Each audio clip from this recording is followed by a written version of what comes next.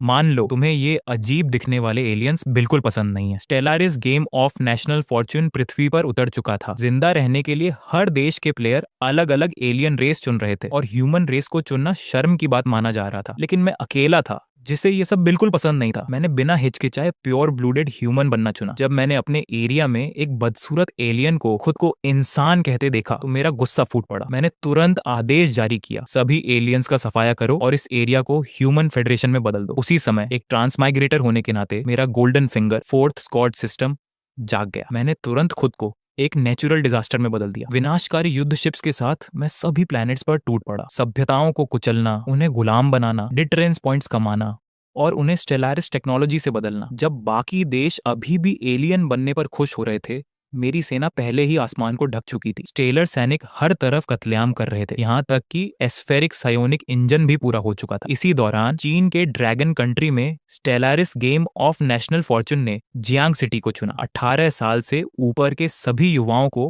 Planetary Lord बनने का मौका मिला और उन्हें स्टेलारिस युद्ध भूमि में भेजा जाना था। Jiang city number 1 high school के अवेकनिंग प्लाजा में किसी ने बीगल सिम्बायोटिक सिविलाइजेशन जगाई, किसी ने ए ग्रेड स्लाइम रेस हासिल की। एलियन रेस अपनी जबरदस्त जीवित रहने की क्षमता के कारण अब सबसे बेहतरीन विकल्प बन चुकी थी। ड्रैगन कंट्री पहले इंसानों पर भरोसा करती थी, लेकिन लगातार हार झेलती रही। दूसरे देशों को एलियंस के सहारे उभरते देखकर लोगों का विश्वास टूट चुका था। अब शुद्ध इंसान चुनना मौत को बुलाने जैसा माना जाता था। उसी समय स्कूल के सबसे हैंडसम लड़के के रूप में मेरे मंच पर आते ही चारों तरफ चीखें गूंज उठी। फैंगर्ल्स उम्मीद कर रही थी कि मैं कोई ताकतवर और क्रेस चुनूं, लेकिन एक ट्रांसमाइग्रेटर और अनुभवी खिलाड़ी होने के नाते मुझे एलियंस की यह पूजा बेहद नफरत भरी लगती थी। जैसे ही मैं अवेकनिंग करने वाला था, एक नीली रोशनी चमकी। सी ग्रेड सभ्यता का चिन्ह देकर लोग निराश हो गए, लेकिन इंसानियत बचाने और किसी एलियन रेस को चुनने के बीच मैंने बिना झिझक इंसानों को चुना। C grade United Nations of Earth human race locked. मेरे इस फैसले पर चारों तरफ मजाक उड़ाया गया। जापान के खिलाड़ी की रेडिएशन कॉकरोच सिविलाइजेशन की तुलना मुझसे की जाने लगी, लेकिन मुझे कोई फर्क नहीं पड़ा। अगले ही पल मेरे दिमाग में आवाज गूंजी, फोर्थ स्क्वाड सिस्टम सफलतापूर्वक लोड हो चुका है। मैं तुरंत समझ गया कि मेरे हाथ में स्टेलारिस की सबसे खतरनाक ताकत आ चुकी है, एक ऐसी शक्ति जो किसी नेचुरल डिजास्टर से कम नहीं थी। तभी उससे भी बड़ा झटका लगा। स्कूल की सबसे खूबसूरत लड़की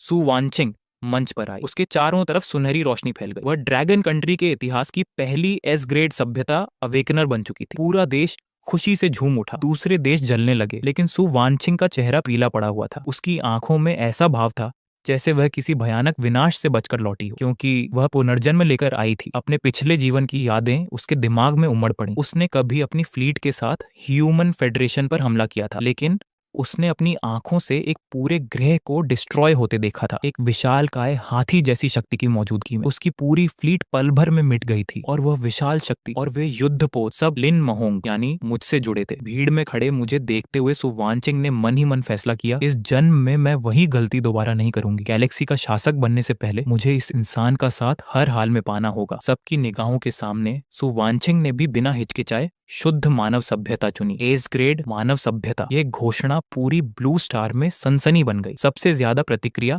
ड्रैगन कंट्री में हुई। हर तरफ लोग चिल्लाने लगे, इंसानों को चुनना खुदकुशी है, रैंडम एलियन रेस कहीं ज्यादा ताकतवर है। लेकिन ये देखकर मेरी आंखों में सिर्फ प्रशंसा थी, क्योंकि इंसानों को चुनना मेरे लिए सबसे बड़ी तारीफ थी। सकुरा और गोरो जैसे देश जो पहले से जल रहे थे, जोर जोर से हंसने लगे। ड्रैगन कंट्री सच में बेवकूफ है, इतना बड़ा मौका भी गंवा दिया। लेकिन सु वानचिंग ने किसी की बात पर ध्यान नहीं दिया। वह जानती थी कि 10 मिनट बाद सभी खिलाड़ियों को स्टेलारिस युद्ध भूमि में भेज दिया जाएगा। वह गैलेक्सी इतनी विशाल थी कि किसी को ढूंढना भूसे के ढेर में सुई खोजने जैसा था। इसलिए उसने तय किया, अभी मेरे दिल पर गहरी छाप छोड़ना जरूरी है। सबके सामने वह धीरे धीरे मेरी तरफ चली आई। उसका चेहरा लाल हो चुका था। वह पंजों के बल उठी और अचानक मेरे होठों पर हल्का सा किस कर दिया। पूरा लाइव प्रसारण हिल गया। स्क्रीन पर हैरानी और जलन से भरे कमेंट्स छा गए। लिन महोंग, मैं तुम्हें पसंद करती हूँ, सु वानचिंग ने हिम्मत जुटाकर इजहार किया। फिर उसने दृढ़ आवाज में कहा, चाहे मुझे अरबों स्टार सिस्टम पार करने पड़े, मैं अपनी सारी फ्लीट तुम्हें ढूंढने भेज दूंगी। उसके इस बयान ने पूरी दुनिया में फिर से हलचल मचा दी। चीन के लोग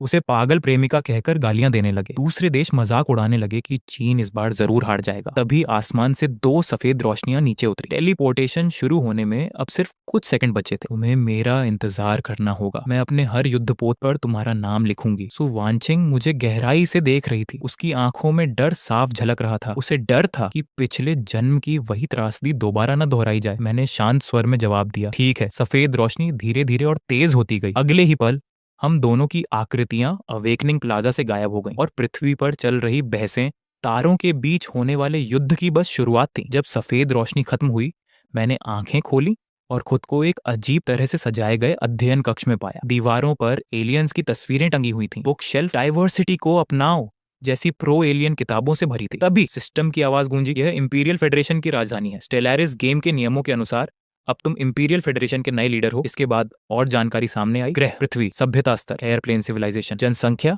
8 अरब, वर्तमान विचारधारा प्रो एलियन और समतावादी। ये सुनकर मुझे घृणा महसूस हुई और सबसे बड़ी समस्या ये थी कि इंपीरियल फेडरेशन एकजुट नहीं था। कैबिनेट पर पूरी तरह प्रो एलियन गुट का कब्जा था। मैंने अपनी घृणा दबाई और तुरंत फोर्थ स्कॉर्ज सिस्टम का अध्ययन शुरू किया। सिस्टम ने मुझे पहला स्कॉर्ज असेंशन पाथ चुनने को कहा। मैंने बिना सोचे स्टारबॉर्न स्कॉर्ज चुन लिया। इसके साथ ही मैनेज टेम्पलेट अनलॉक हो गया। सिस्टम ने बताया कि कृषि सभ्यताओं को नष्ट करके मैं मैनेज पॉइंट्स हासिल कर सकता हूं, जिन्हें नई तकनीकों में बदला जा सकता है। पहली बार चयन करने पर मुझे सीधे 1000 मैनेज पॉइंट्स मिले। ये बिल्कुल उसी गेम जैसा था जो मैंने पिछले जन्म में खेला था और यही सबसे तेज विकास का तरीका था। मैंने तुरंत स्कॉर्ज मॉल खोला। LV1 मॉल में मौजूद तकनीकों और वस्तुओं को देखते ही मैंने 400 मैनेज पॉइंट्स खर्च कर दी। मैंने खरीदा सुपरमैन सीरम, फिलोसोफर किंग, ओनारा kinetic handgun scourge addict. Superman serum ने तुरंत मेरे शरीर को इंसानी सीमा से 10 गुना ज्यादा पावरफुल बना दिया। अब मैं आसानी से उन एलियन हाइब्रिड्स को कुचल सकता था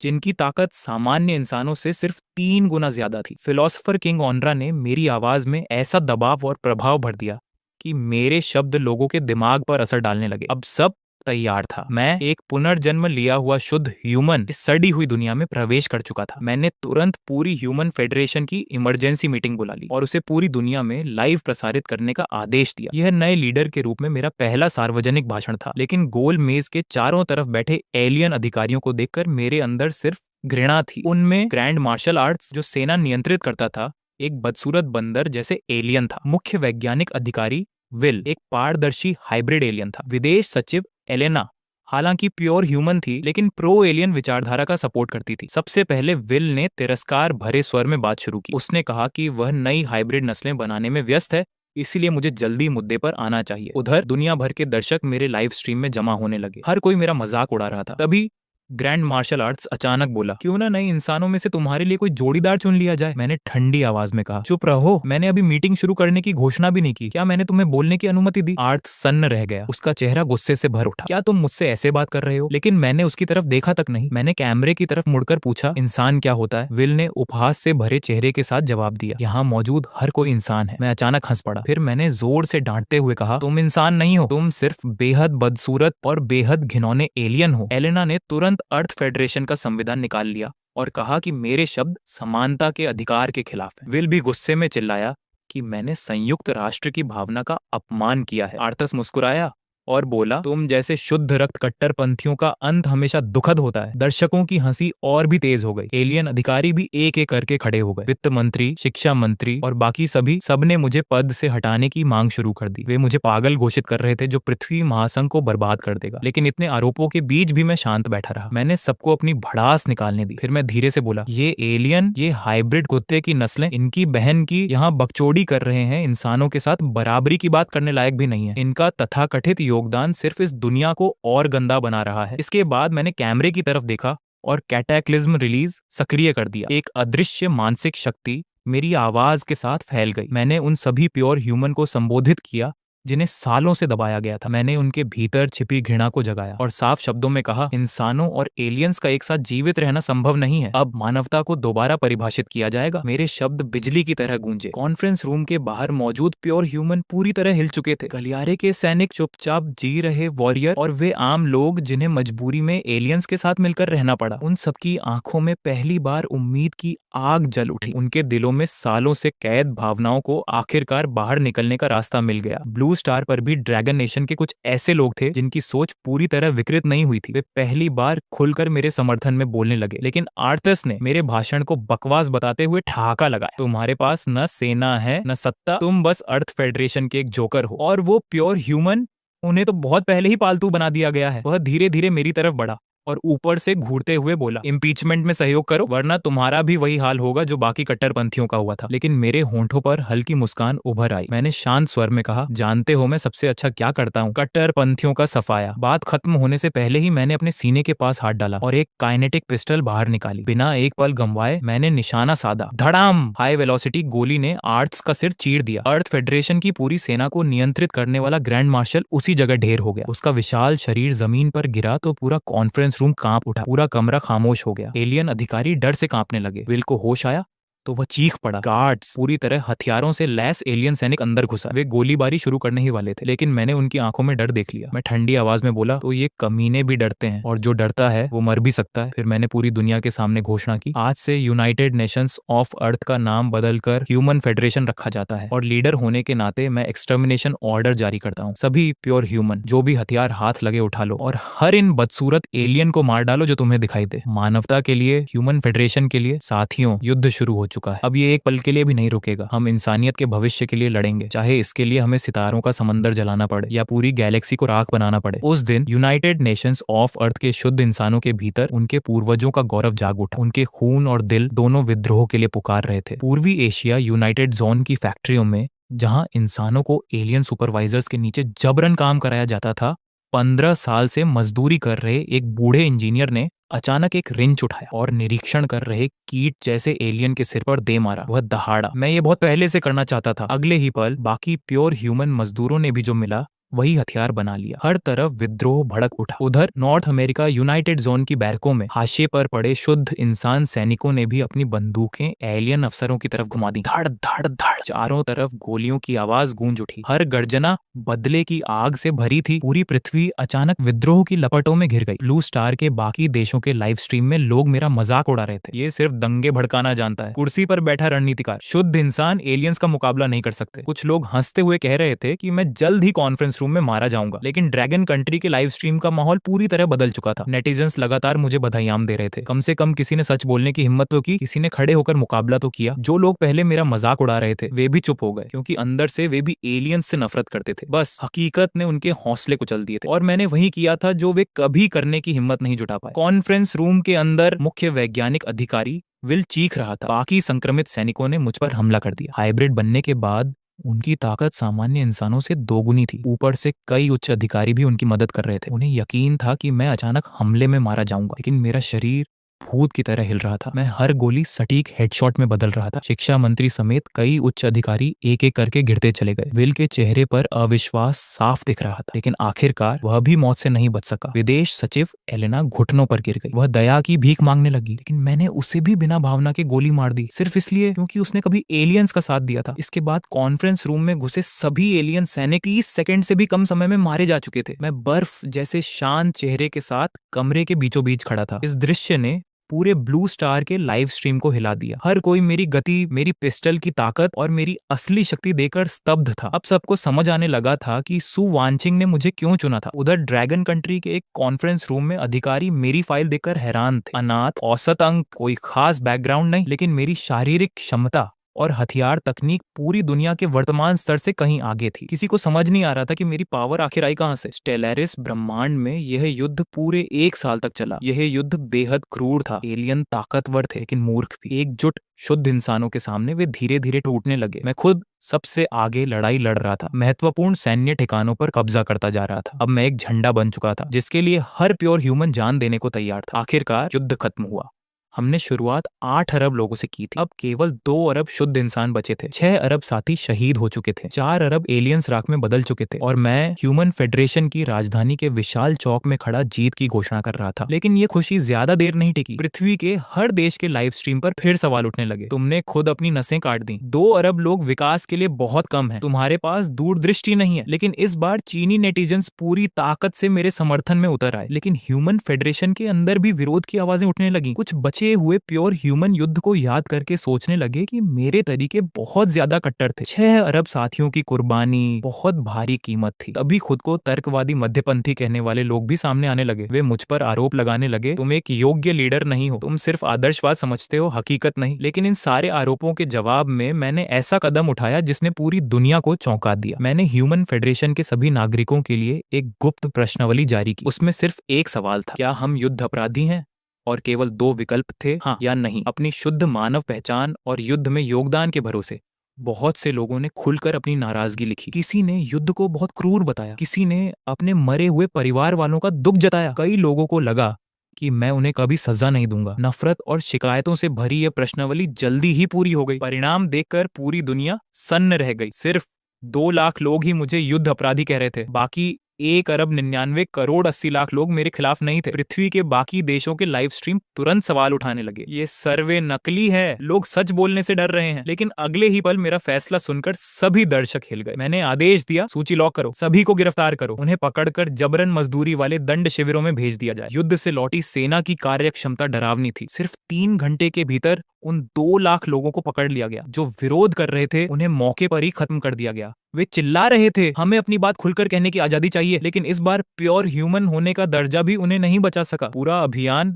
बेहद साफ और तेज था। लाइव स्ट्रीम पूरी तरह फट पड़ा। दुनिया भर के लोग मुझे जाल बिछाने वाला तानाशाह कहने लगे। ब्रिटिश दर्शकों ने उल्टा कहा, ये बहुत नरम दिल है, इसे और कठोर होना चाहिए। इसके बाद मैं ह्यूमन फेडरेशन की राजधानी के सबसे ऊंचे मंच पर खड़ा हुआ और लाइव प्रसारण शुरू किया। मैंने शांत लेकिन भारी आवाज में कहा, अब हमारी कतारें पूरी तरह साफ और भरोसेमंद हो चुकी हैं। वे तथाकथित युद्ध अपराधी बस प्रायश्चित करने वाले सदस्य बन चुके हैं। मेरे शब्द सुनकर कई लोग डगमगाने लगे। धीरे धीरे वे मेरी सोच को स्वीकार करने लगे। फिर मेरा चेहरा गंभीर हो गया। मैंने एक दस्तावेज उठाया और घोषणा की, नई ह्यूमन फेडरेशन संविधान अब आधिकारिक रूप से लागू होता है। ह्यूमन फेडरेशन का सर्वोच्च सैन्य सम्मान सभी कानूनों की अंतिम सीमा होगा। जो भी ह्यूमन फेडरेशन के हितों के खिलाफ जाएगा उसे सबसे कठोर सजा दी जाएगी, और जो भी ताकत ह्यूमन फेडरेशन को बांटने की कोशिश करेगी उसे पूरी तरह मिटा दिया जाएगा। ह्यूमन फेडरेशन के हित सबसे ऊपर हैं। ह्यूमन फेडरेशन की महिमा कभी मिटाई नहीं जाएगी। फिर मैंने दाहिना हाथ उठाकर गंभीर शपथ ली, मैं इस जीवन का हर क्षण ह्यूमन फेडरेशन की रक्षा में लगा दूंगा। मानव जाति की अंतिम चिंगारी को बचाने के लिए प्रशांत महासागर की गहराइयों से लेकर गैलेक्सी के अंतिम किनारे तक मैं आज शपथ लेता हूँ, मृत्यु तक ये संकल्प नहीं टूटेगा। 2 अरब इंसानों की गर्जना ने आसमान हिला दिया। पृथ्वी के दर्शक भी मेरे जोश से प्रभावित होने लगे। कुछ लोगों ने मजाक में कहा, सुवानचिंग की सभ्यता भी ह्यूमन फेडरेशन कहलाती है। लगता है दोनों आखिरकार एक दूसरे की तरफ बढ़ रहे हैं। मैंने मंच के नीचे खड़ी भीड़ को देखा, उनका खून उबल रहा था। मेरी आवाज और जोशीली हो गई, साथियों, लंबे युद्ध और अनगिनत बलिदानों के बाद ह्यूमन फेडरेशन ने एक चरण की जीत हासिल की है, लेकिन यह अंत नहीं बल्कि एक नई शुरुआत है। मुझे पता है तुम सब किस बात से डर रहे हो। यह ग्रह युद्ध से बर्बाद हो चुका है। उत्पादन फिर से शुरू करने में बहुत समय लगेगा। हमारे घर को दोबारा बनाने में अनगिनत त्याग करने पड़ेंगे। तुम सब यही सोच रहे हो ना कि अब हमें बहुत कष्ट झेलने होंगे। भीड़ में बहुत से लोगों ने सिर झुका लिया। यही उनकी सबसे बड़ी चिंता थी। युद्ध जीत लिया गया था, लेकिन कीमत बहुत बड़ी थी। पूरी पृथ्वी का इंफ्रास्ट्रक्चर लगभग खत्म हो चुका था। फैक्ट्रियां, खेत, शहर सब खंडहर बन चुके थे। अब सिर्फ 2 अरब इंसानों को इन्हीं खंडहरों पर नई सभ्यता बनानी थी। लेकिन तभी मैंने ऐसी बात कही जिसने सबको स्तब्ध कर दिया। जो खंडहर तुम्हारे सामने हैं उन्हें मत देखो, अपने सिर उठाओ और हमारे ऊपर फैले तारों भरे आसमान को देखो। पृथ्वी के बाहर पूरी गैलेक्सी हमारा इंतजार कर रही है। अनगिनत ग्रह, अनगिनत संसाधन, अनगिनत संभावनाएं। आज वे दूर लगते हैं, लेकिन मैं वादा करता हूँ सिर्फ 1 साल के भीतर हम अपनी ग्रह धरती से बाहर निकल जाएंगे। मेरे शब्दों ने फिर से पूरे ब्लू स्टार के लाइव स्ट्रीम को हिला दिया। दुनिया भर के लोग मेरा मजाक उड़ाने लगे। एक सीटियर सभ्यता 1 साल में अंतरिक्ष यात्रा करेगी, नामुमकिन। यहाँ तक कि ड्रैगन कंट्री के लोग भी यकीन नहीं कर पा रहे थे। लेकिन मुझे पता था हमें पृथ्वी को पूरी तरह दोबारा बनाने की जरूरत ही नहीं थी, क्योंकि पूरी गैलेक्सी सबसे बड़ा संसाधन भंडार थी। 1 साल बाद हम क्षुद्र ग्रह बेल्ट से खनन करेंगे, अंतरिक्ष स्टेशन बनाएंगे, तारकीय व्यापार शुरू करेंगे, और आखिर में मैंने दोनों हाथ फैलाकर पूरी मानवता से चिल्लाकर कहा, पृथ्वी सिर्फ शुरुआत है, हमारी मंजिल सितारों का समंदर। एक दिन ह्यूमन फेडरेशन का झंडा पूरी गैलेक्सी में लहराएगा। 2 अरब इंसानों की गर्जना एक महाप्रवाह में बदल गई। युद्ध का दर्द, खंडहर और निराशा, उस पल सब पीछे छूट गया। अब हर इंसान की आंखों में सितारों के लिए एक अनंत लालसा जल उठी थी। भाषण खत्म होने के बाद मैं वापस अपने कार्यालय में लौटा। दरवाजा बंद करते ही मैंने तुरंत 4th स्क्वाड सिस्टम खोल दिया। स्क्रीन पर लिखा था, वर्तमान माइक्रो डिटरेंस पॉइंट्स 5000, 600। इसके नीचे एक उपलब्धि चमक रही थी, एक पूरे ग्रह का शुद्धिकरण पूरा। इनाम 5000 माइक्रो डिटरेंस पॉइंट्स। साथ ही स्कॉर्ज लेवल और स्टोर दोनों लेवल 2 में अपग्रेड हो गए थे। यहाँ तक कि लेवल 1 की सभी वस्तुएं अब 50% डिस्काउंट पर थी। मेरी आंखों में हल्की चमक उभरी। मैंने तुरंत 3 ब्लूप्रिंट खरीदे। Research ship, corvette construction ship, हर एक की कीमत 500 पॉइंट थी। अब मेरे पास 4100 डिटरेंस पॉइंट्स बचे थे। तीनों ब्लूप्रिंट की जानकारी सीधे मेरे दिमाग में भर गई। रिसर्च शिप, अज्ञात स्टार सिस्टम खोजने और अनोखी घटनाओं को स्कैन करने के लिए। यही किसी सभ्यता के सितारों तक पहुंचने का पहला कदम था। कॉर्वेट, सबसे बुनियादी युद्धपोत। हालांकि इसकी मार्क क्षमता और रक्षा ज्यादा नहीं थी, लेकिन इसकी सबसे बड़ी ताकत थी कम लागत और तेज निर्माण। और कंस्ट्रक्शन शिप, खनन स्टेशन और रिसर्च स्टेशन बनाने के लिए जरूरी जहाज। यह स्टेलारिस की सबसे मूल 3 चीजों की शुरुआत थी। अगर हमारी सभ्यता सिर्फ सी लेवल न होती तो ये सब शुरुआत से ही उपलब्ध होते। जैसे सु वानछिंग की एस लेवल सभ्यता, बहुत संभव था कि उसके पास शुरुआत से ही स्टारबेस और बाकी सुविधाएं हों। जहां तक जीन टेम्पलेट का सवाल था, मैंने फिलहाल उसे नहीं खरीदा क्योंकि वर्तमान ह्यूमन फेडरेशन पूरी तरह खंडहर बन चुका था। पूरे राष्ट्र के जेनेटिक मॉडिफिकेशन के लिए अब भी हालात नहीं थे। फिर मेरी नजर नए रिफ्रेश हुए प्रोडक्ट्स पर गई। Blue jeer emitter blueprint, 500 points. ये रेड जेयर कैनन से कहीं ज्यादा शक्तिशाली हथियार था। इससे निकलने वाली इलेक्ट्रोमैग्नेटिक रेडिएशन जैविक जीवों को नीली या बैंगनी रोशनी की तरह दिखाई देती थी। मेरे होंठों पर हल्की मुस्कान उभर आई। लगभग हर स्टेलरिस खिलाड़ी शुरुआत में रेड लेजर कैनन इस्तेमाल करता था और शुरुआती तकनीकी स्तर इतना कमजोर होता था कि ब्लू जेयर कैनन तक पहुंचने में 10 साल से भी ज्यादा लग जाते। लेकिन अब मैं सीधे रेड जेयर स्टेज को पार कर सकता था। इसके बाद मैंने 2 और अपग्रेड खरीदे। Research speed plus 20% ship build speed plus 20%, दोनों की कीमत 1000 से 1000 पॉइंट्स थी। ये दोनों सबसे जरूरी चीजें थी। रिसर्च स्पीड 20% बढ़ने का मतलब हर तकनीक का विकास समय 5वें हिस्से तक कम हो जाएगा। और शिप बिल्ड स्पीड 20% बढ़ने का मतलब उसी समय में ज्यादा युद्धपोत तैयार होंगे। समय सब कुछ था। जैसे ही एक्सचेंज सफल हुआ, मेरे 2500 डिटरेंस पॉइंट्स खर्च हो गए। अब केवल 1600 पॉइंट्स बचे थे। तभी मुझे अचानक एक नया फीचर दिखाई दिया। स्कॉर्ज स्टोर में अब डिटरेंस पॉइंट्स के बदले संसाधन खरीदे जा सकते थे। 1 पॉइंट बराबर 100 यूनिट एलॉय, 1 पॉइंट बराबर 200 एनर्जी क्रेडिट, 1 पॉइंट बराबर 300 मिनरल्स, 1 पॉइंट बराबर 500 फूड।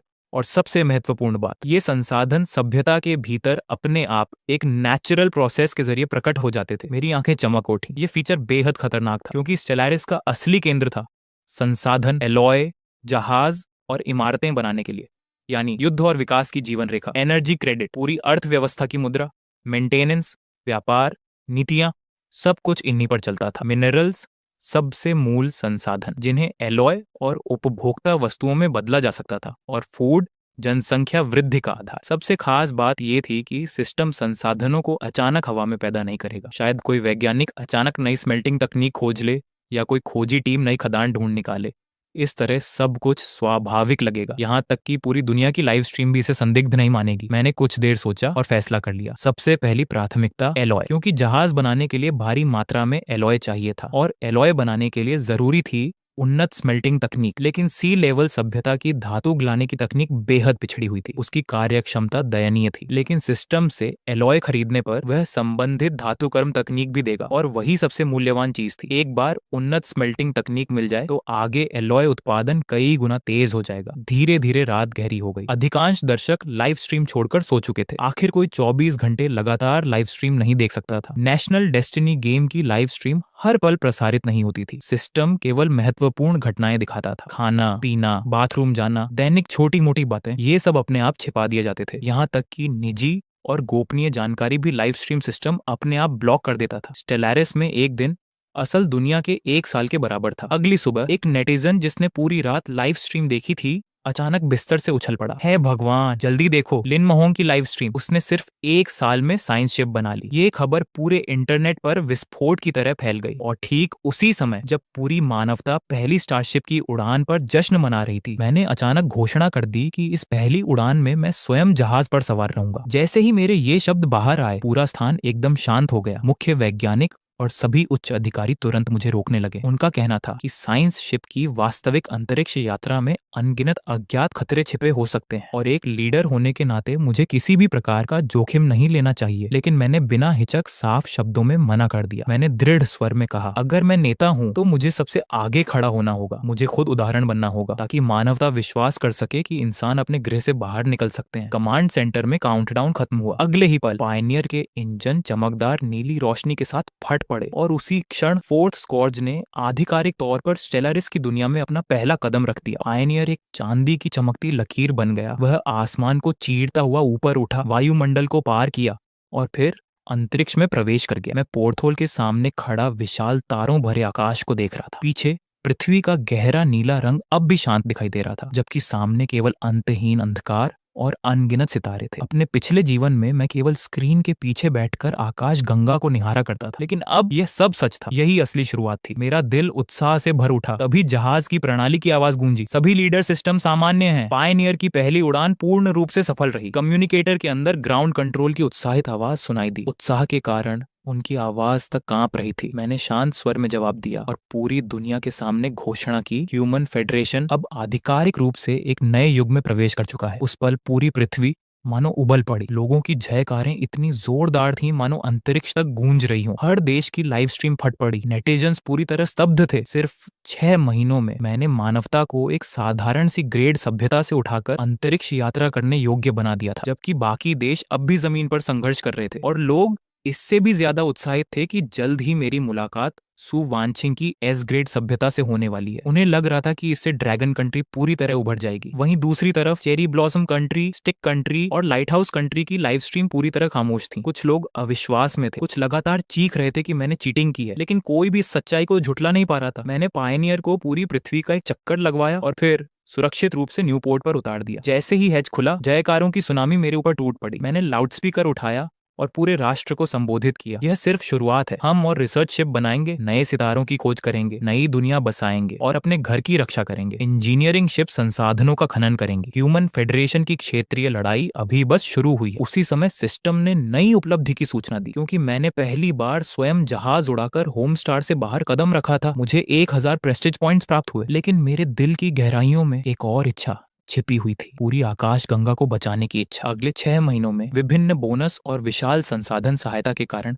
ह्यूमन फेडरेशन के शिपयार्ड पूरी क्षमता से काम करने लगे। साइंस वेसल और अनगिनत इंजीनियरिंग शिप लगातार तैयार की जाने लगी। साथ ही तकनीकी प्रगति अविश्वसनीय गति से होने लगी। ब्लू स्टार के दर्शक यह देखकर दंग रह गए। पहला साइंस वेसल पायनियर अपनी पहली उड़ान के केवल 4 दिन बाद ही नए स्टार सिस्टम की खोज पर निकल पड़ा। 6 महीने बाद उसने एक बेहद महत्वपूर्ण सूचना वापस भेजी। लीडर को रिपोर्ट, हमने आंसू के आकार वाला एक खनिज ग्रह खोज लिया है। इसके मिनरल रिजर्व पृथ्वी से 10 गुना अधिक है। मैंने तुरंत उसका नाम रखा मिनरल प्लैनेट नंबर 1, क्योंकि भविष्य में और भी कई खनिज ग्रह मिलने वाले थे। मेरी दूरदृष्टि देखकर लोग हैरान रह गए। लेकिन तभी पायनियर ने उस ग्रह पर बुद्धिमान जीवन के संकेत खोज लिए। मैंने तुरंत उसकी तस्वीरें पूरी दुनिया में लाइव प्रसारित करने का आदेश दिया। ब्लू स्टार के विभिन्न देशों में भारी चर्चा शुरू हो गई। कुछ लोग पिछले सभ्यताओं की दर्दनाक मुठभेड़ों को याद कर रहे थे। कुछ लोग मन ही मन उम्मीद कर रहे थे कि मैं इस बार बुरी तरह टकरा जाऊं। जैसे जैसे कैमरा झूम इन हुआ, उन बुद्धिमान प्राणियों का असली चेहरा सामने आया। वे इंसानों जैसे दिखते थे, लेकिन उनका पूरा शरीर टूटी हुई चट्टानों से ढका हुआ था। वे बेहद बदसूरत थे। उन्हें देखते ही पूरा ह्यूमन फेडरेशन गुस्से से भर उठा। ब्लू स्टार की लाइव स्ट्रीम तुरंत फट पड़ी। हर तरफ चर्चा होने लगी। हे भगवान, क्या ये कोरिया के मशहूर खिलाड़ी डेन की रॉकमैन जाति नहीं है? हालांकि उसने अभी तक युद्धपोत नहीं बनाए, लेकिन रॉकमैन जमीनी युद्ध में बेहद खतरनाक होते हैं। उनकी ताकत राक्षसी है और उनकी रिकवरी स्पीड अविश्वसनीय। साधारण गोलियों से हुआ नुकसान कुछ ही सेकंड में ठीक हो जाता है। वे जन्मजात युद्ध मशीन है। कोरियाई लाइव स्ट्रीम तो खुशी से झूम उठी। हर कोई घमंड से हंस रहा था। ग्नोम कंट्री वापसी करना चाहता है? नामुमकिन। जमीनी युद्ध सेना पर निर्भर करता है। कमजोर इंसान हमारे रॉकमैन को कभी नहीं हरा सकते। तुम सिर्फ पीछे हटे जाओगे। यहाँ तक कि ग्नोम कंट्री की लाइव स्ट्रीम में भी कई लोग चिंतित हो उठे। इनकी हड्डियां बहुत कठोर हैं। अगर ग्राउंड वॉर हुआ तो भारी नुकसान होगा। 2 अरब इंसान इतनी बड़ी कीमत नहीं चुका सकते। तभी नए ग्रैंड मार्शल का होलोग्राफिक प्रोजेक्शन सामने आया। उसने गंभीर स्वर में रिपोर्ट दी। लीडर, अनुमानित 5 अरब रॉकमैन। तकनीक पिछड़ी हुई है लेकिन शारीरिक क्षमता अत्यंत शक्तिशाली है। उनकी रिकवरी क्षमता भी बेहद तेज है। अगर जमीनी युद्ध हुआ तो हमारे नुकसान बहुत भारी होंगे। मैं सुझाव देता हूँ कि हम 3 से 6 महीने तक विशेष ग्राउंड फोर्स तैयार करें। स्टेलारिस विश्व ह्यूमन फेडरेशन की राजधानी। मैंने पूरे कैबिनेट मीटिंग का वैश्विक प्रसारण शुरू कर दिया। मेरा उद्देश्य था पूरी मानवता की भावना को एक करना। मैं सम्मेलन कक्ष के बीचों बीच खड़ा हो गया। मेरी आवाज स्थिर और शक्तिशाली थी। साथियों, हमने कुआंग स्टार पर बदसूरत एलियंस खोज लिए हैं। हताश मत होइए। इस विशाल आकाश गंगा में कहीं न कहीं और भी मानव सभ्यताएं मौजूद होंगी। वे शायद अत्याचार और गुलामी के नीचे दबाई गई हों और हमारी प्रतीक्षा कर रही हो कि हम उन्हें मुक्त कराएं। यह पूरी आकाश गंगा अंदर तक सड़ चुकी है। हमें इसे साफ करना होगा। अपने मानव भाइयों की रक्षा करनी होगी और ह्यूमन फेडरेशन का ध्वज पूरी आकाश गंगा में फहराना होगा। मेरे शब्द खत्म होते ही मैंने ऊंची आवाज में घोषणा की, कुआंग स्टार एक प्यूरिफिकेशन अभियान अब ऑफिशियली शुरू किया जाता है। पूरी मानव जाति जोश से उबल उठी। अनगिनत लोगों ने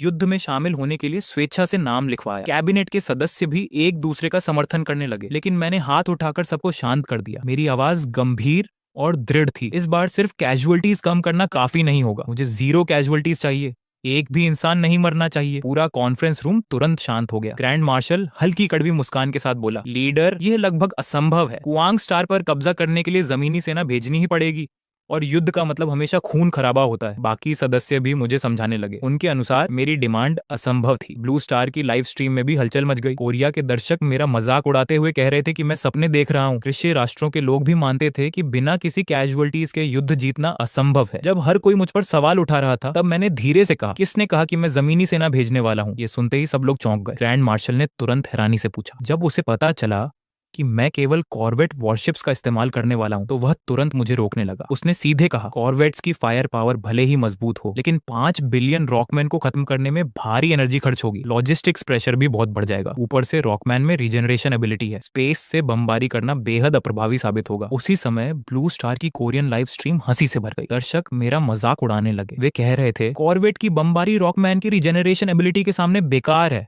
कुछ लोग तो यह तक कहने लगे कि मेरी सेना ऊर्जा खत्म होने के बाद भाग भी नहीं पाएगी। उनके अनुसार रॉकमैन की जमीनी सेना अजेय थी। स्टेलारिस वर्ल्ड के कॉन्फ्रेंस रूम में मैंने ग्रैंड मार्शल की बात बीच में ही काट दी। हमें सभी 5 अरब रॉकमैन को मारने की जरूरत नहीं है। हमें सिर्फ इतना करना है कि वे प्रतिरोध करने लायक न बचें। इसके बाद मैंने माइनिंग प्लैनेट 1 का होलोग्राफिक नक्शा खोला। मैंने आदेश दिया, रॉकमैन की सैन्य शक्ति, रिसर्च सेंटर और फायरिंग पोजीशंस पर केंद्रित बमबारी शुरू करो। जरूरत पड़ने पर ऑर्बिटल फोर्ट्रेस बमबारी का इस्तेमाल करो। उनकी सभ्यता की नींव पूरी तरह नष्ट कर दो। मैंने शांत स्वर में कहा, जब रॉकमैन सब कुछ खो देंगे तो वे सिर्फ चलते फिरते पत्थर बनकर रह जाएंगे। इसके बाद मैंने सभी की ओर देखा और कहा, कार्रवाई शुरू करने से पहले हमें अपने टारगेट का असली नेचर समझनी होगी। बताइए, रॉकमैन आखिर हैं क्या? ग्रैंड मार्शल ने जवाब दिया, रॉकमैन। मैंने तुरंत उसे सुधारते हुए कहा, वे लोग कहलाने के लायक भी नहीं है। वे सिर्फ रीजेनरेशन क्षमता वाले रेयर मिनरल्स हैं, चलती फिरती मिनरल रिफाइनिंग मशीन। 51 रॉकमैन बराबर 51 यूनिट दुर्लभ खनिज, यही उनका असली मूल्य है। मेरी ये बात सुनकर पूरे कैबिनेट को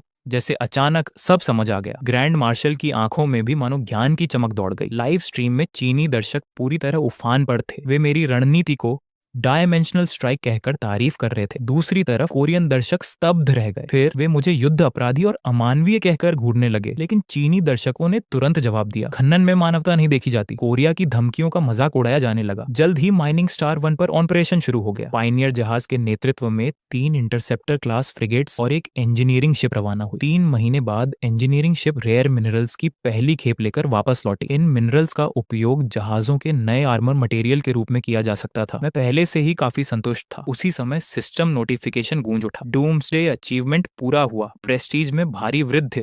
मैंने तुरंत टियर 3 स्टोर खोला। मेरी नजर तुरंत 5000 प्रेस्टीज वाले स्टार बेस ब्लूप्रिंट पर जाकर टिक गई। यह सुविधा केवल एस टियर सभ्यताओं को उपलब्ध होती है। यह सप्लाई डिपो, शिपयार्ड और रिसर्च सेंटर तीनों का काम कर सकती थी। यही मानव महासंघ को अंतरिक्ष युग में आगे ले जाने वाली नींव बनने वाली थी। मैंने बिना झिझक उसे खरीद लिया। मेरी आंखों में दृढ़ संकल्प चमक रहा था। अब समय आ गया है कि मानव महासंघ का झंडा पूरी आकाश गंगा में गाड़ दिया जाए। स्टार बेस ब्लूप्रिंट खरीदने के बाद मैंने टियर 3 डूम्सडे स्टोर को ध्यान से देखा। उसमें disruptor cannon technology, ion cannon turret, cruiser blueprint और कई उन्नत तकनीकें मौजूद थीं। हर मुख्य तकनीक की कीमत 1000 प्रेस्टीज थी, जबकि स्टार डिस्ट्रॉयर ब्लूप्रिंट की कीमत 5000 प्रेस्टीज पॉइंट्स थी। लेकिन मेरी नजर सीधे डिसरप्टर कैनन टेक्नोलॉजी पर जाकर टिक गई। स्टेलारिस गेम में यह लेट गेम की सबसे खतरनाक हथियार तकनीकों में से एक थी। यह उच्च ऊर्जा किरणें दाग सकती थीं, जो दुश्मन के शील्ड और आर्मर को नजरअंदाज करके सीधे उसके जहाज को चीर डालती थी एक ही बार, और दुश्मन का जहाज विनाश के कगार पर पहुंच जाता। असल में यह शुरुआती दौर का लगभग अजेय हथियार था। इसीलिए मैंने बिना एक पल गंवाए disruptor cannon technology, ion cannon turret का ब्लूप्रिंट और रिसर्च स्पीड में 30% बढ़ोतरी खरीद ली। 3000 प्रेस्टिज पॉइंट खर्च करने के बाद भी मेरे पास 3200 पॉइंट बचे हुए थे। इसके बाद मैंने टीयर 1 स्टोर खोला और 250 पॉइंट देकर एक रेसियल जीन टेम्पलेट खरीदा, जिससे ह्यूमन फेडरेशन के लिए जेनेटिक असेंशन का रास्ता खुल गया। फिलहाल मैंने बाकी आर्मर और शील्ड टेक्नोलॉजी को नजरअंदाज कर दिया, क्योंकि मेरा मानना था कि शुरुआती गेम में सबसे अच्छा बचाव हमला होता है। साथ ही सेना को रिजर्व में रखना भी जरूरी था, ताकि किसी भी आपात स्थिति से निपटा जा सके। एक्सचेंज पूरा होते ही पूरा ह्यूमन फेडरेशन निर्माण के कार्य में डूब गया। पहले होमिंग बीकन बेस का निर्माण शुरू हुआ और नई सीमाओं को मजबूत करने के लिए आयन कैनन की तैनाती को प्राथमिकता दी गई। Research team research speed bonus का उपयोग करके जटिल डिसइंटीग्रेशन रे टेक्नोलॉजी को पूरी तरह समझने में जुट गई। नई कॉर्वेट डिजाइन में भी एक साथ बदलाव किए जा रहे थे, ताकि उन्हें पूरी तरह डिसइंटीग्रेशन रे से लैस किया जा सके। माइनेक से लगातार मिलने वाले दुर्लभ खनिजों और सिस्टम सपोर्ट की वजह से सभी प्रोजेक्ट तेजी से आगे बढ़ रहे थे। कुछ समय बाद मुख्य वैज्ञानिक लियोंग बिंग ने मुझे रिपोर्ट दी कि रिसर्च टीम ने माइन शिंग वान के पुनर्जीवित करने वाले दुर्लभ खनिजों को युद्धपोतों में इस्तेमाल करके सेल्फ रिपेयरिंग रीजनरेटिव आर्मर विकसित कर लिया है। इससे फ्लीट की लंबे समय तक लड़ने की क्षमता कई गुना बढ़ गई। लेकिन उसी समय वह चिंतित भी था। माइन घटना के बाद बहुत से लोग इंसानों की शारीरिक क्षमता पर सवाल उठा रहे थे। उनका मानना था कि एलियन जातियों के खिलाफ नजदीकी लड़ाई में इंसान टिक नहीं पाएंगे। मैंने तुरंत जेनेटिक असेंशन प्लान की घोषणा कर दी। मेरा प्रस्ताव था कि शुद्ध मानव जीन के आधार पर जेनेटिक लॉ को तोड़ा जाए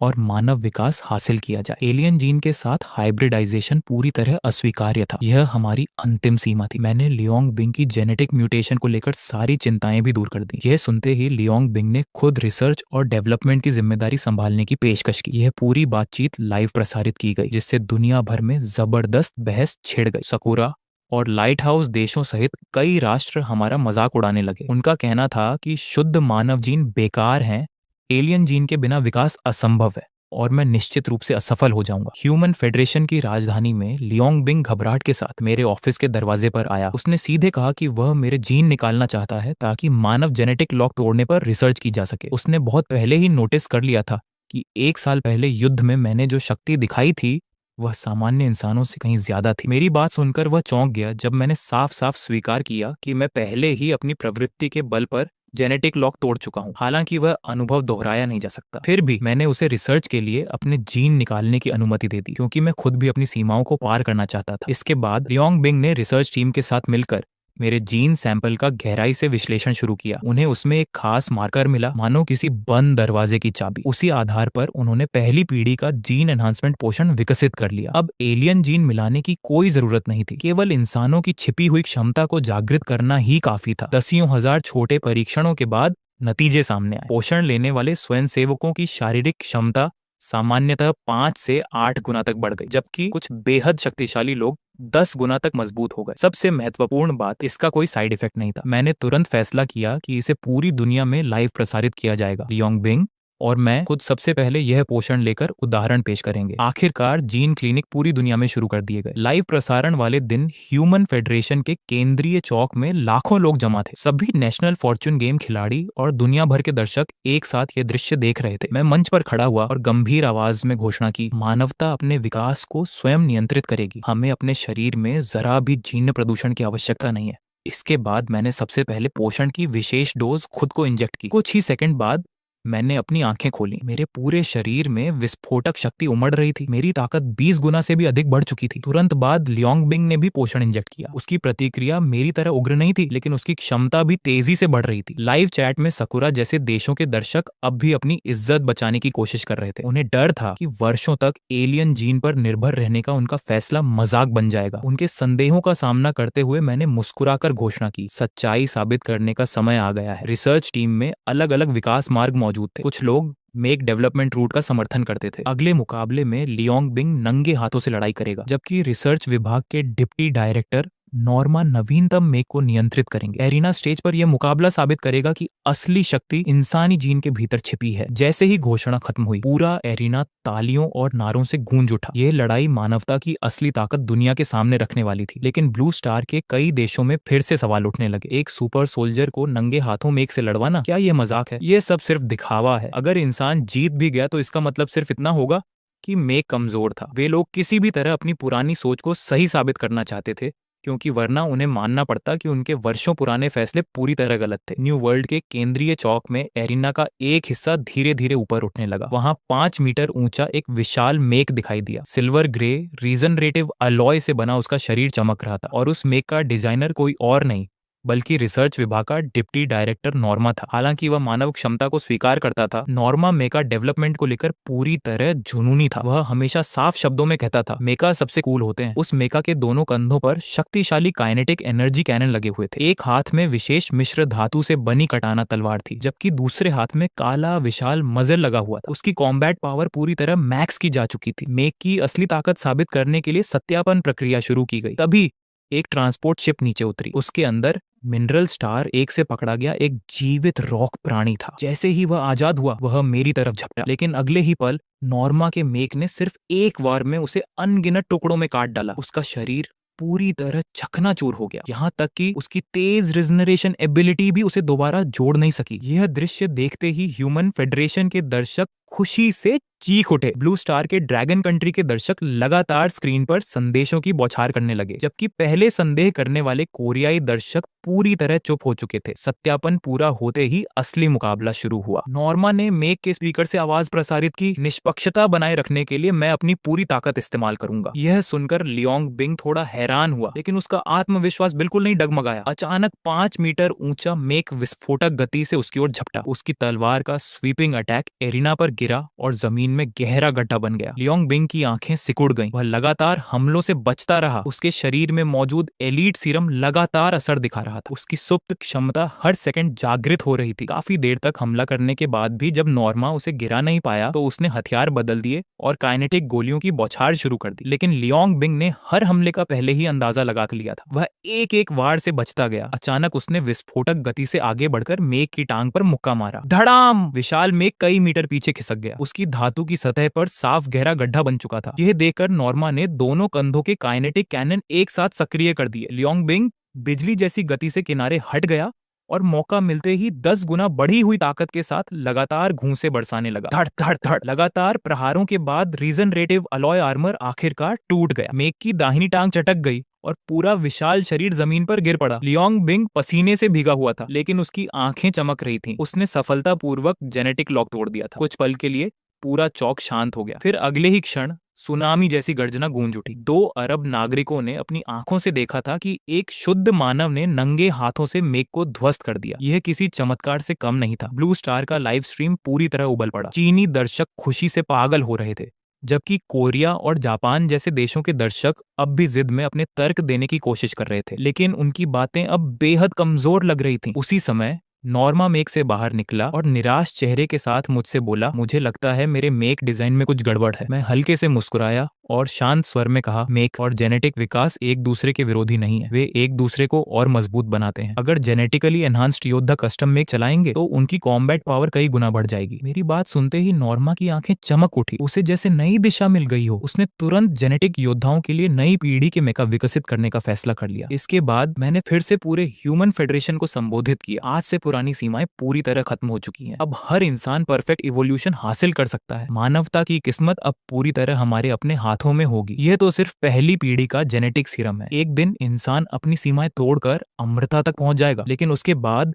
ह्यूमन फेडरेशन का लाइव स्ट्रीम धीरे धीरे शांत पड़ने लगा। अब वहां कोई बड़े युद्ध या रोमांचक दृश्य नहीं थे, केवल लगातार वैज्ञानिक रिसर्च, इंजीनियरिंग और निर्माण के दृश्य दिखाई देते थे। संघर्ष और युद्ध के बिना दर्शकों की रुचि तेजी से घट गई। अरबों ऑनलाइन दर्शकों की संख्या घटकर कुछ मिलियन तक रह गई। ज्यादातर लोग दूसरे खिलाड़ियों के लाइव स्ट्रीम देखने लगे, जहां ज्यादा रोमांचक घटनाएं हो रही थीं। दक्षिण कोरिया और अमेरिका जैसे देशों के दर्शकों ने मौका पाकर मेरा मजाक उड़ाना शुरू कर दिया। उनका कहना था कि मेरा विकास रुक चुका है और मैं खुद अपनी मौत बुला रहा हूं। वे दावा कर रहे थे कि मैं दूसरी पीढ़ी के जेनेटिक सीरम की सीमा पर हमेशा के लिए फंस जाऊंगा। चीनी दर्शकों ने मेरा बचाव करने की कोशिश की, लेकिन एक हफ्ते से कोई बड़ा दृश्य सामने न आने के कारण उनके तर्कों में भी दम नहीं बचा था। धीरे धीरे उन्होंने भी रुचि खोनी शुरू कर दी। उधर दूसरी तरफ स्यूइंग स्टेलर बेस, स्टेलारिस गेम का 10वां दिन और स्टेलारिस दुनिया का 10वां वर्ष। जब लगभग पूरी दुनिया मुझे भूलने लगी थी, तभी अचानक गूगल ए और इंग्लैंड की बदले वाली लाइव स्ट्रीम वायरल हो गई। समुद्री डाकू लीडर इंग्लैंड के पास 100 कॉर्वेट जहाजों का विशाल बेड़ा था। 10 वर्षों तक उसने सिर्फ जहाजों के निर्माण और लूटपाट पर ध्यान दिया था। उसका फ्लीट असली युद्धों में तप कर बेहद खतरनाक बन चुका था। उसने तुरंत आदेश दिया, फुल पावर से अटैक करो, उनकी पिकेट शिप्स को डिस्ट्रॉय करो और सारे रिसोर्सेज और कंस्ट्रक्शन शिप्स को कैप्चर कर लो। शिप स्टार्स लाइव स्ट्रीम में चीनी दर्शक उत्साह से चिल्ला रहे थे, वहीं कोरियाई दर्शक फिर से मजाक उड़ाने लगे। लेकिन तभी सबकी उम्मीदों के विपरीत कुछ हुआ। मानव फ्लीट सीधी लड़ाई नहीं कर रहा था, वे इंजीनियरिंग जहाजों को सुरक्षित पीछे हटने के लिए कवर दे रहे थे। उनकी गति इतनी तेज थी कि सभी दंग रह गए। इंग्लैंड गुस्से से चीख उठा, उनका पीछा करो। 100 समुद्री डाकू जहाज पूरी ताकत से पीछा करने लगे, लेकिन वे कभी भी दूरी कम नहीं कर पाए। मानव बेड़ा सीधे एक स्टार सिस्टम के अंदर घुस गया। ब्रिट को लगा कि उसके दुश्मन मदद बुलाने अपने बेस की ओर भाग रहे हैं, इसीलिए उसने बिना रुके अपनी पूरी फ्लीट के साथ उनका पीछा किया। लेकिन जैसे ही वे उस स्टार सिस्टम के अंदर पहुंचे, उनके सामने ऐसा दृश्य था जिसे वे जिंदगी भर नहीं भूल सकते थे। पूरा स्टार सिस्टम के केंद्र में एक विशाल स्टील जैसा स्टार बेस तैर रहा था और उसके चारों तरफ अनगिनत फ्रिगेट्स की इतनी बड़ी फ्लीट मौजूद थी कि आसमान तक ढका हुआ लग रहा था। घने फॉर्मेशन में खड़े हुए युद्धपोत ब्रिट की कल्पना से भी कहीं ज्यादा थे। ब्रिट के चेहरे का रंग उड़ गया, वह डर के मारे चीख पड़ा। 10,000 शिप्स, उसके सहायक की आवाज लगभग कांपती हुई चीख बन चुकी थी। 10,000 वॉरशिप्स, यह संख्या बिजली की तरह ब्रिट के दिमाग पर गिरी। पूरा का पूरा स्टील का जंगल जैसे अंतरिक्ष में तैर रहा था। हर वॉरशिप के मजल से हल्की नीली चमक निकल रही थी। ब्रिट वहीं जड़ होकर खड़ा रह गया। उसका दिमाग पूरी तरह सुन्न पड़ चुका था। वह रिट्रीट का आदेश देना तक भूल गया। उसकी कांपती आवाज निकली, सिर्फ 10 साल में 10,000 वॉरशिप्स बनाना कैसे संभव है? उसकी पीठ पर मौजूद काले पंख अनजाने में सिकुड़ गए। ये बर्डमैन जाति की एक्सट्रीम फियर रिएक्शन थी। उधर ब्लू स्टार की सारी लाइव स्ट्रीम्स फट चुकी थी। ब्रिटिश लाइव स्ट्रीम सबसे पहले पागलों की तरह उछल पड़ी। Holy shit, 10,000 ships. लिन महंग एक फ्रीकिंग लेजेंड है। ह्यूमन फेडरेशन कमाल है, लेकिन कोरिया जैसी जगहों की स्ट्रीम्स पर सिर्फ सन्नाटा था। दर्शकों के चेहरे पीले पड़ चुके थे। कुछ लोग कांपते हुए खुद को समझाने की कोशिश कर रहे थे। इम्पॉसिबल, 10 साल में एस क्लास सिविलाइजेशन की सु वैनकिंग के पास भी सिर्फ 1,000 शिप्स हैं। ये जरूर फेक होगा, लेकिन स्क्रीन पर मौजूद वह विशाल फ्लीट खुद सबसे बड़ा सबूत थी। उसी पल लाखों व्यूअर्स मेरी लाइव स्ट्रीम में उमड़ पड़े। हर कोई सच जानना चाहता था। तभी कमांड चैनल में ग्रैंड मार्शल की भारी आवाज गूंजी, leaders order, all ships open fire. अगले ही सेकंड 10,000 फ्रिगेट्स ने एक साथ फायरिंग शुरू कर दी। कोई धमाका नहीं हुआ, कोई आग नहीं दिखी। बस एक पल में 100 पायरेट शिप्स और सारे बर्डमैन पायरेट्स अंतरिक्ष की धूल बन गए। वे सीधे स्पेस डस्ट में बदलकर तारों भरे आसमान में गायब हो गए। उसी समय मेरे दिमाग में सिस्टम नोटिफिकेशन गूंजा, ding, congratulations, you have completed the natural disaster achievement. A level interstellar pirate civilisation को अपमानजनक तरीके से नष्ट किया गया। Deterrence plus 10,000, current deterrence 10,000 points. Stellaris world human federation starbase command centre. मैंने हल्का सा सिर हिलाया और आदेश दिया, पूरी ह्यूमन फेडरेशन को सूचित करो, एक्सपीडिशन फेज 1 अब आधिकारिक रूप से शुरू होता है। अगले ही पल 10,000 फ्रिगेट्स ने अपनी फॉर्मेशन बदल ली। पूरा फ्लीट एक एरो फॉर्मेशन के आकार में व्यवस्थित हो गया। सभी वॉरशिप्स के आगे के हिस्से गहरे स्पेस की तरफ इशारा कर रहे थे। स्टार लाइट उनके मेटेलिक बॉडी पर पड़कर चमक रही थी। पूरा दृश्य ऐसा लग रहा था जैसे स्टील का तूफान स्पेस को चीरने निकल पड़ा हो। मेरी आवाज लाइव स्ट्रीम के जरिए ब्लू स्टार और पूरी ह्यूमन फेडरेशन में गूंज उठी। साथियों, आज ह्यूमन फेडरेशन की स्थापना की 10वीं एनिवर्सरी है। 10 साल पहले मैंने वादा किया था कि हमारा लक्ष्य सी ऑफ स्टार्स होगा, और आज हमने वह कर दिखाया। ये 10,000 वॉरशिप्स मानव बुद्धि, साहस और 3 अरब नागरिकों की मेहनत का परिणाम है। ये सिर्फ शुरुआत है। एक दिन हमारी फ्लीट गैलेक्सी के हर कोने तक पहुंचेगी। हर एलियन सिविलाइजेशन के गले पर ह्यूमन फेडरेशन की तलवार लटकेगी। ह्यूमन फेडरेशन सर्वोच्च है। मेरे शब्द खत्म होते ही 3 अरब इंसानों की गर्जना पूरे गैलेक्सी में गूंज उठी। अर्थ के दर्शक पूरी तरह पागल हो चुके थे। 10,000 शिप्स बनाम 100 शिप्स, ये तो सीधा ह्यूमिलिएशन है। बहुत ज्यादा ओवरकिल नहीं हो गया, लेकिन ये फ्रीकिंग ऑसम है। वो कौन सा वेपन था? अर्थ के लेजर से 1000 गुना ज्यादा ताकतवर लग रहा है। हर कोई हैरान था कि मेरी जैसी सी क्लास सिविलाइजेशन सिर्फ 10 साल में सुवानकिंग से 10 गुना बड़ी फ्लीट कैसे बना पाई। लेकिन असलियत सिर्फ मुझे पता थी। पहला ट्रांसप्लैनेटरी बेस बनाते ही मैंने तुरंत 3 बड़े शिपयार्ड्स बना दिए थे। माइनिंग प्लैनेट्स दिन रात लगातार रिसोर्सेज दे रहे थे। दूसरी पीढ़ी की जेनेटिक मेडिसिन सफल हो चुकी थी, जिससे काउंटलेस जीनियस साइंटिस्ट पैदा हुए। टेक्नोलॉजिकल ब्रेक थ्रूज की रफ्तार आसमान छूने लगी। इसके अलावा मैंने सिस्टम स्टोर से ship construction speed, plus 30%, research speed plus 30% जैसी टेक्नोलॉजीज भी खरीद ली थी। इसी वजह से वॉरशिप प्रोडक्शन में गुणात्मक छलांग आई थी। यह 10,000 शिप्स वाली शुरुआती वॉर फ्लीट सिर्फ फायर पावर सुपीरियोरिटी तेजी से हासिल करने के लिए बनाई गई थी। उधर ड्रैगन कंट्री की लाइव स्ट्रीम खुशी से फट चुकी थी। दूसरे देशों के सारे ताने अचानक गायब हो गए, लेकिन तभी मेरी लाइव स्ट्रीम के कमेंट्स अचानक तेजी से भरने लगे। जल्दी सू विंग की लाइव स्ट्रीम देखो, उसका साइंस शिप तुम्हारी सिविलाइजेशन तक पहुंच चुका है। उन्होंने अभी अभी 10,000 वॉरशिप्स की फायरिंग देखी है। अब डर के मारे आगे बढ़ने की हिम्मत नहीं हो रही। गैलेक्सी के गहरे हिस्से में एक अकेला साइंस शिप शांत अंतरिक्ष में यात्रा कर रहा था। जियाओ अपनी सीट पर पीछे झुककर अनंत तारों को देख रहा था। 10 साल उसने अकेले इस रिसर्च वेसल को चलाते हुए काउंटलेस कोड सिस्टम्स पार किए थे। 23 साल की उम्र से लेकर 33 साल तक उसने अपनी जवानी का सबसे खूबसूरत समय इसी गैलेक्सी को समर्पित कर दिया। और 10 साल पहले लीडर सु वानकिंग ने उसे एक खास मिशन सौंपा था, एक आदमी को ढूंढने का मिशन। उस आदमी का नाम था लिन माहिंग। सु वानकिंग ने उसे एक जनरल डायरेक्शन और कोऑर्डिनेट्स दिए थे और आदेश दिया था कि पूरे ह्यूमन फेडरेशन की हर रिसर्च शिप पर लिन माहिंग नाम एंग्रेव्ड होना चाहिए। करीब दर्जन भर महिला वैज्ञानिकों को अलग अलग दिशाओं में भेजा गया। जाओ ने बिना किसी हिचकिचाहट के ये मिशन स्वीकार कर लिया, लेकिन 10 साल बीत गए, उसे लक्ष्य की परछाई तक नहीं मिली। अब तो उसने उम्मीद भी छोड़ दी थी। इन 10 सालों में उसने बहुत कुछ झेला था। कई बार वह दुश्मनों के जाल में फंसा, लेकिन उसकी खतरे को भांपने की क्षमता और AI द्वारा पहले से रास्तों का जोखिम पता लगाने की वजह से वह हर बार बाल बाल बच निकला। हर बार मौत से बचने के बाद वह खुद से एक ही सवाल पूछता, क्या इस सब का सच में कोई मतलब है? यह गैलेक्सी इतनी विशाल है, किसी एक इंसान को ढूंढना भूसे के ढेर में सुई खोजने जैसा है। और यह लिन माहिंग, क्या वह सच में अस्तित्व में भी है? तभी AI की आवाज गूंजी, आगे एक नया मार्ग मिला है। जाओ हमेशा की तरह पहले स्टार सिस्टम के किनारे से स्कैन करता था और पूरी सुरक्षा सुनिश्चित होने के बाद ही अंदर जाता था। उसने यह प्रक्रिया अनगिनत बार दोहराई थी, हर बार उम्मीद के साथ और हर बार निराशा के साथ। लेकिन इस बार उसने ऐसा दृश्य देखा जिसे वह जिंदगी भर नहीं भूल सकता था। स्टार सिस्टम के बीचों बीच एक विशाल तारकीय किला तैर रहा था। उसके चारों ओर आसमान को ढक देने वाला युद्धपोतों का समुद्र फैला था। घनी कतारों में अनगिनत फ्रिगेट्स खड़े थे। 100, 500, 1000 गिनना असंभव था। अचानक एक फ्रिगेट से चमकदार नीली किरण निकली और स्टार सिस्टम के दूसरे छोर पर मौजूद 100 से अधिक दुश्मन जहाज पल भर में धूल बन गए। न कोई विस्फोट, न कोई मलबा, मानो वे कभी अस्तित्व में ही नहीं थे। जियाओ डर से कांप उठा। उसे समझ नहीं आ रहा था कि आगे बढ़े या भाग जाए। तभी कम्युनिकेशन चैनल सक्रिय हुआ। सामने मौजूद रिसर्च शिप ध्यान दें, मैं ह्यूमन फेडरेशन के एस्कॉर्ट जहाज का कप्तान बोल रहा है।